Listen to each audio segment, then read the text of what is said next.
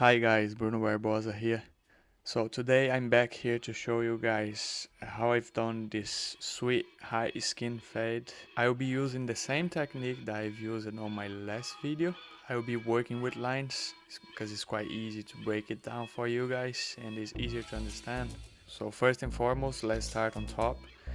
In this case he likes number 3 on top, but we can obviously go shorter. Let's make sure that we use the machine on every direction against the hair growth, and especially at the crown area it's quite easier to leave some longer hairs there, so we want to pay more attention on that area.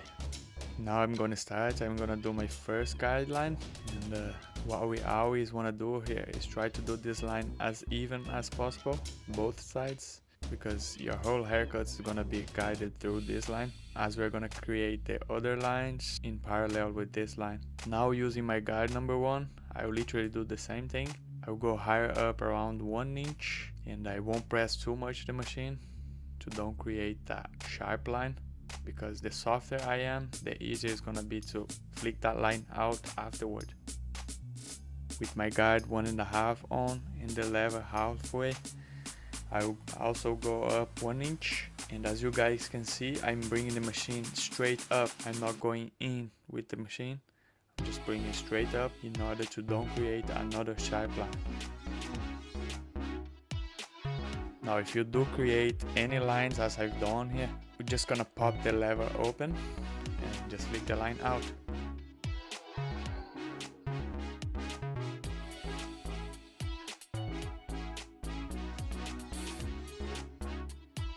Now I will get my wand, I will pop the lever open, and to fade that in I will be using the C motion because I don't want to create any line above it. If you're not familiar with that expression, C motion is basically, instead you follow the head shape, you do literally the opposite, you bring the machine outward. So that is the meaning of the C motion, I guess.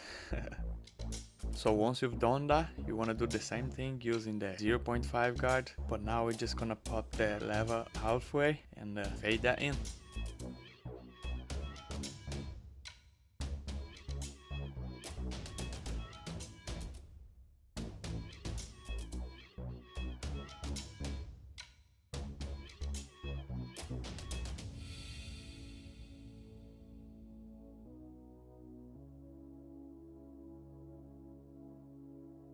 Now with my 0 open, I'll start to blend that last line in, and I'll be closing the lever as it goes till I don't see that line anymore. And here, if there's one thing that I do recommend you guys, as you guys can see, I'm stretching his scalp with my thumb, so it's a really good thing to do. It can help you blend that last line faster.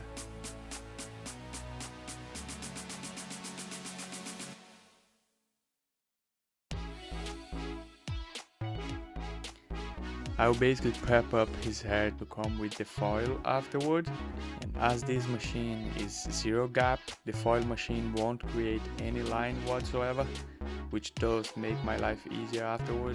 Try to have either the clipper or the trimmer 0 gap and use it right before you use your foil machine.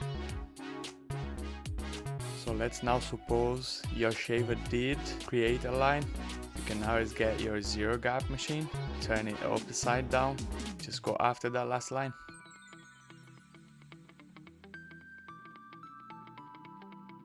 And guys, if you liked this video so far and you are feeling generous today, please consider to hit the like button below. It will help me a lot with the YouTube algorithm, and this video can reach more people out there. So I really appreciate y'all guys.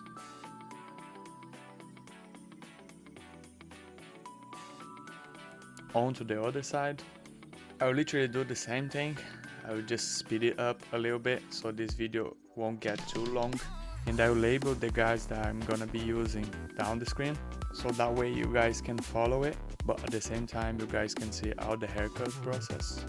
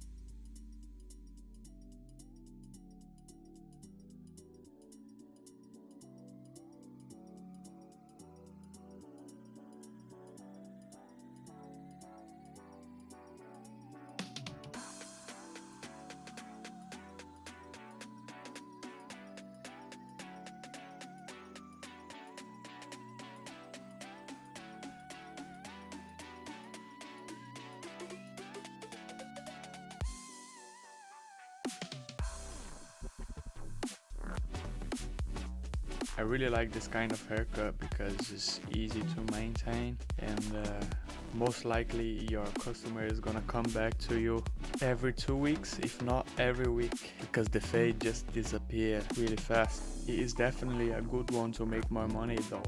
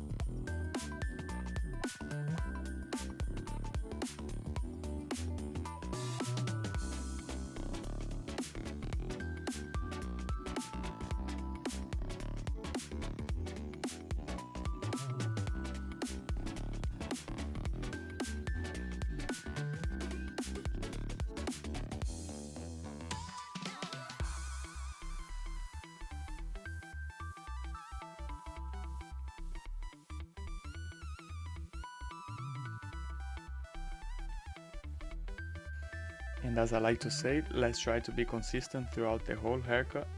If we need to come back one more time or change the guards, let's do it. Let's try to pay more attention on the details, because they're the ones that are gonna make your haircut stand out.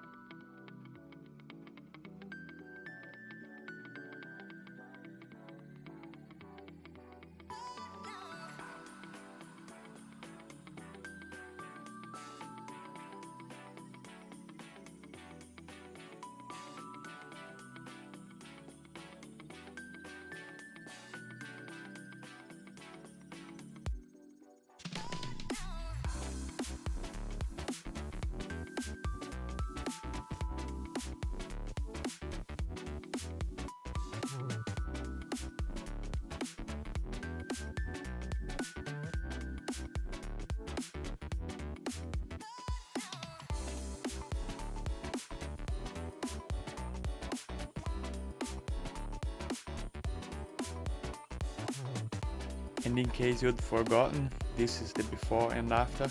I hope y'all have enjoyed and learned something from it. Don't forget to check out my other videos, and yeah, I will catch y'all on the next video. Peace.